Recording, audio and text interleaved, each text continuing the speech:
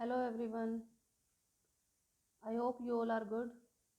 Our today's topic is Northern Plains of chapter Physical Features of India's part. In our last video, what we have discussed about how Indian landmass formed, how Himalayas were formed and हम देख चुके हैं कि जो Himalayan mountains हैं उनके बारे में उनके जो पार्ट्स हैं उनके बारे में हम डिस्कस कर चुके हैं। तो उसके बाद में बारी आती है नॉर्दर्न प्लेन्स की।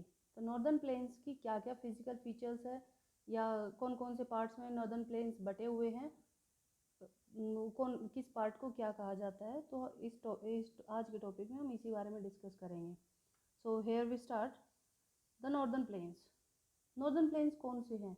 The Indo Gangetic plains also known as the Indus Ganga plain and the north Indian river plain जो is a 630 million acre 2.5 million square kilometre, इनकी जो एरिया है इतने में ये इंडस गंगा के प्लेन्स फैले हुए हैं और फर्टाइल लैंड है encompasses northern regions of the Indian subcontinent including most of the northern and eastern India. और ये कहाँ कहाँ पर फैले हुए हैं? मोस्टली नॉर्दर्न और ईस्टर्न पार्ट में फैले हुए हैं, जैसा मैप में दिखाई दे रहा है। कहाँ पर है? इस पूरे नॉर्दर्न और ईस्टर्न पार्ट में आपके नॉर्दर्न प्लेन्स फैले हुए हैं। इनको भी हम अलग अलग पार्ट्स में बांटते हैं, जैसे कि अगर देखा जाए तो दिल्ली जो है यहाँ से और तीस्ता, ये घग्गर रिवर से लेकर के और तीस्ता के बीच में हम इसको 3 पार्ट्स में बांट रहे हैं। इस वाले हिस्से को जो गंगा रिवर से वेस्ट की साइड में है इसको क्या कहते हैं? इसको कहते हैं पंजाब प्लेन्स बोलते हैं इसको। ओके, और जो घग्गर और तीस्ता के बीच में जो प्लेन्स है इसको गंगा प्लेन्स बोलते हैं। ओके, और जो तीस्ता से और ब्रह्मपुत्रा के बीच में यानी कि असम से और यहाँ पर ये पूरा एरिया जो लगाते हैं इसे ब्रह्मपुत्रा प्लेन्स बोलते हैं, जैसे नाम से ही पता चलता है। अब देखते हैं सबसे पहले पंजाब प्लेन्स कौन से होते हैं। पंजाब प्लेन्स वो प्लेन्स है जो कि पंज माने क्या होता है? 5। पंज माने 5 और आब मीन्स वाटर। जो 5 वाटर बॉडीज़ हैं उन्होंने मिल करके पंजाब प्लेन्स को बनाया है। ओके, तो जो पंजाब है वो सिर्फ हमारे इंडिया में ही नहीं है, वो पाकिस्तान में भी पंजाब है, जहाँ पर ये पांचों रिवर्स जा करके इन प्लेन्स को फॉर्म करती हैं। ये जो रिवर्स है ये इंडिया में से भी जाती हैं और पाकिस्तान में भी जाती हैं। तो इस पूरे एरिया को क्या कहते हैं? पंजाब प्लेन्स बोलते हैं, जो दिल्ली के वेस्ट साइड में है, जो गंगा रिवर के वेस्टर्न साइड में है। इसको डिवाइड करते हैं यहाँ से। ओके, तो आगे देखते हैं हम गंगा प्लेन्स। गंगा प्लेन्स कहाँ से स्टार्ट होते हैं? हमारे जो घग्गर रिवर है वहाँ से लेकर के और तीस्ता रिवर तक हमारे जो गंगा रिवर प्लेन है। और इसमें क्या होता है, जो गंगा है और उसकी जो ट्रिब्यूटरीज है वो मिल करके गंगा प्लेन को फॉर्म करते हैं। ओके, और आगे देखते हैं हम ब्रह्मपुत्रा प्लेन्स। जो जैसे ब्रह्मपुत्रा यहाँ आसाम से होते हुए बांग्लादेश में चली जाती है और ये जो है ये वाला पूरा एरिया ब्रह्मपुत्रा प्लेन्स के नाम से जाना जाता है। इसमें ब्रह्मपुत्रा और उसकी ट्रिब्यूटरीज आ जाती हैं, वो मिल करके ब्रह्मपुत्रा रिवर प्लेन्स फॉर्म करती हैं। नेक्स्ट देखते हैं हम आगे। The Indo Gangetic plain is divided into 2 drainage basins by Delhi ridge. जो दिल्ली रिज है वहाँ से जो इंडो गैंगेटिक बेसिन है उसको 2 हिस्सों में बांटता है। यहाँ से जो दिल्ली रिज है यानी कि जो हाईलैंड है ये 2 रिवर बेसिन्स को अलग अलग करता है। इस तरफ वाले रिवर बेसिन को क्या कहते हैं? इंडस रिवर बेसिन, और इधर वाले को गंगा रिवर बेसिन। तो ये जो रिज है ये अलग अलग, रिज माने क्या होता है? रिज का मतलब होता है, जैसे सपोज कीजिए कि ये एक प्लेन एरिया है या कोई कोई एरिया है, अगर किसी भी कारण से इनके यहाँ से कोई हिस्सा ऊपर उठ जाता है, दिस इज कॉल्ड रिज। और ये जो रिज है या इसको वाटर डिवाइड भी कहते हैं, ये इधर से जाने वाली सारे जितनी भी वाटर बॉडीज़ है वो इधर बट जाती हैं और इसके इधर वाली सारी वाटर बॉडीज़ इधर चली जाती है। तो इस रिज के इधर वाली जितनी भी वाटर बॉडीज़ है वो जा करके अरेबियन सी में मिलती है और इसके इधर ईस्टर्न साइड में जो जितनी भी वाटर बॉडीज़ है वो सारी जा करके बे ऑफ बंगाल में मिलती है। It is also called water divide and it starts from Ambala from Haryana। Ambala को वाटर डिवाइड भी कहा जाता है। ओके, ये हम ड्रेनेज चैप्टर में आगे डिस्कस करेंगे। आगे देखते हैं, the western part drains to the Indus and the eastern part consist of Ganga Brahmaputra drainage system. The northern plains has been formed by the interplay of the 3 major river systems. ये जो northern plains है ये 3 major river से मिलकर के बना हुआ है। कौन कौन सी रिवर्स है देखते हैं हम। ये कंप्लीट जो नॉर्दर्न प्लेन्स है ये 3 मेजर रिवर से मिलकर के बना हुआ है। कौन कौन सी रिवर्स हैं देखते हैं। First is Indus, Ganga and Brahmaputra. अब आगे देखते हैं, ये 3 रिवर मिलकर के जो नॉर्दर्न प्लेन्स है उनको फॉर्म करती हैं। The plain being about 2400 kilometre, जितना बड़ा हमारा हिमालयन जितना लेंथ हमारी हिमालयन माउंटेन्स की तो 2400 किलोमीटर ईस्ट टू वेस्ट, उतनी ही हमारी किसकी है लेंथ, नॉर्दर्न प्लेन्स की। अब देखते हैं इनकी विड्थ कितनी है, कितने ब्रॉड हैं ये। 240 से लेकर के 320 किलोमीटर तक ये चौड़ाई में फैले हुए हैं। The river in their lower course split into numerous channels due to the deposition of silt. These channels are known as distributaries. अब देखते हैं, एक छोटा सा कॉन्सेप्ट होता है डिस्ट्रीब्यूटरीज क्या होती है।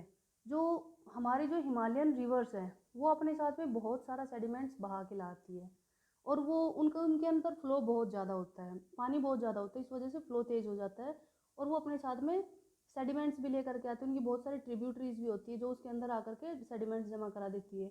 जब वो जा कर के सी में मर्ज होती है, सी में मर्ज होने से पहले जो होता है वहाँ पर जो एलिवेशन है वो स्लो डाउन हो जाता है, वो वहाँ की स्लोप थोड़ी कम हो जाती है, जिस वजह से वाटर का जो बहाव है वो कम हो जाता है।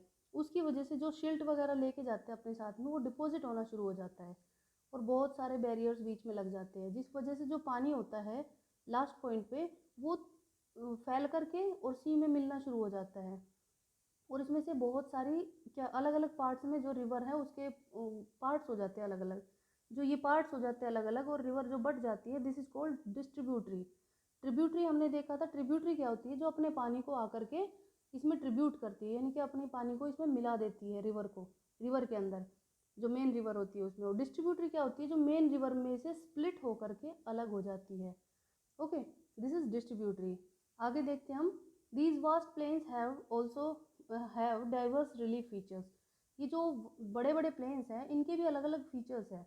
जैसे हम देखते हैं इनको, इनके मोस्ट मेन जो है 4 फीचर्स है। कौन कौन से, द भाबर, तराई, भांगर एंड खादर।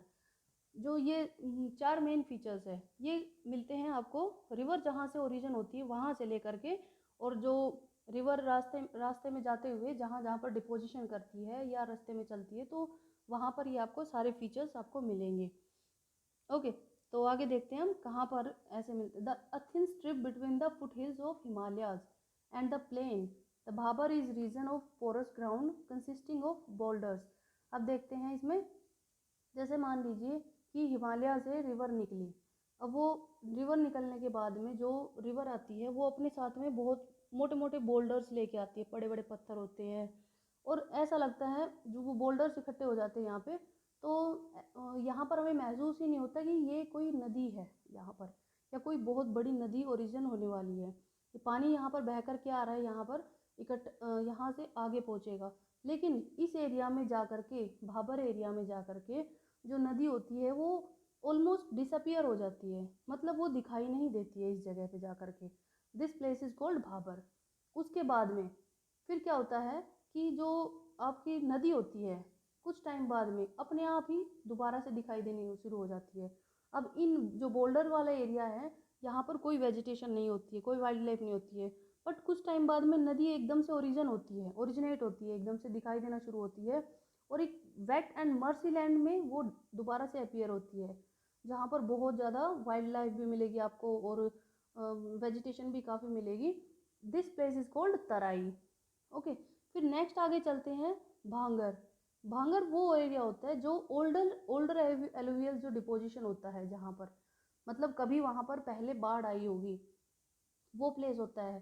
खादर होता है जो, जैसे आगे चलते हैं तो देखते हैं कि वो एरिया जहाँ पर बाढ़ आती है, मोस्टली बाढ़ आती है और वो जा करके अपना शील्ड्स या फिर अपने साथ जो सेडिमेंट्स लेके आती है रिवर वैलीज़ में, वो उन्हें डिपॉजिट कर देती है।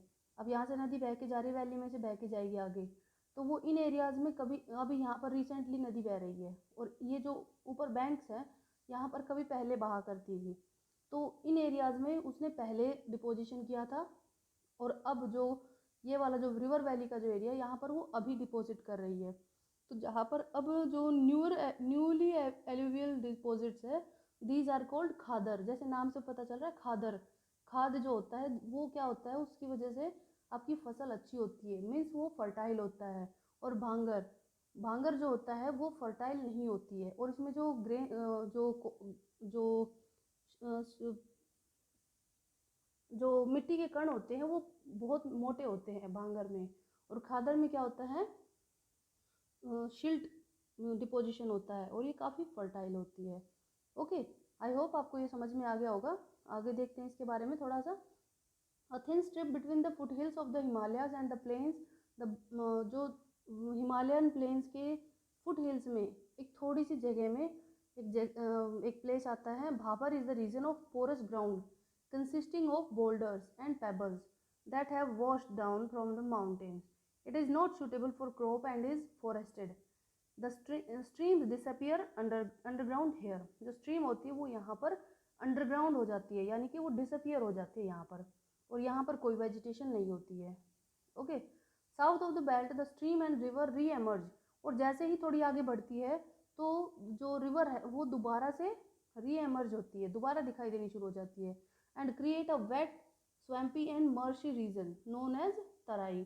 और एक wet swampy and marshy region दोबारा से एक क्रिएट करती है, दोबारा एमर्ज होकर के। दिस वॉज थिकली फॉरेस्टेड, यहाँ पर बहुत ज़्यादा फॉरेस्ट होते हैं और जो वाइल्ड लाइफ होती है वो भी बहुत होती है। इस रीजन को क्या कहते हैं, तराई रीजन कहते हैं। आगे देखते हैं। The many tributaries of the Indus and Ganga divided the plain into doabs, doab tongues of land that extend to where the tributaries meet. Doab जो होते हैं, गंगा और जो इंडस रिवर है वो प्लेन्स को दोआब्स में बांटती हैं। अब दोआब क्या होता है, दो माने दो, टू, एंड आब माने वाटर, मतलब वो जगह जो दो नदियों के बीच में मिलती है। जैसे हमारी एक नदी ये हो गई, एक नदी ये हो गई, जो ये बीच का प्लेस है दिस इज कॉल्ड दोआब। तो इसी वजह से जो पंजाब है, पंजाब में से तो 5 रिवर निकली हुई है, तो उसे हम क्या कहेंगे, 5 रिवर निकली तो पंज आब, ठीक है। इस वजह से उस प्लेस को हम क्या कहते हैं, पंजाब। ओके, आगे देखिए। Close to the river is khadar. जो रिवर होती है उसके आसपास का एरिया जो होता है वहाँ पर खादर लैंड मिलेगी। New alluvial that is subject to flooding. वो किस वजह से बनती है, फ्लड वगैरह आती रहती है। They are renewed almost every year and so are fertile. और ये हर साल रिन्यू होती रहती है और इस वजह से ये फर्टाइल होती है। आइडियल फॉर इंटेंसिव एग्रीकल्चर, और यहाँ पर इंटेंसिव एग्रीकल्चर की जा सकती है या फिर इंटेंसिव एग्रीकल्चर के लिए आइडल होती है। Above the flood limit Bhangar land is older alluvium. The soil is the region contains calcareous deposits locally known as kankar. अब जो जैसे मान लीजिए जो ये रिवर वैली है, अब यहाँ पर अभी प्रेजेंटली जो है, जो आपकी रिवर है वो बह रही है, कभी वो इस एरिया में बहा करती थी तो उसने यहाँ पर डिपोजिशन किया था। तो यहाँ पर जो ओल्डर एलुवियल है इसको कहेंगे हम भांगर, भांगर, और ये हमारी हो गई खादर। तो जो भांगर है इसमें जो है कैल्सेरियस जो डिपॉजिट्स है वो इकट्ठे होकर के, और वो काफ़ी टाइट हो जाते हैं। जब आप देखते हो उनके बीच में छोटे छोटे कंकर मिलेंगे आपको, उनको हम वो कैल्शियम के जो हार्ड डिपॉजिट्स होते हैं मिट्टी के अंदर वो कंकर का रूप बना लेते हैं। ओके, तो आगे देखते हैं। जो इंडो गैंगेटिक प्लेन्स है, जो स्ट्रेचेज हैं, उनको अलग अलग नाम से जाना जाता है अलग अलग जगहों पर।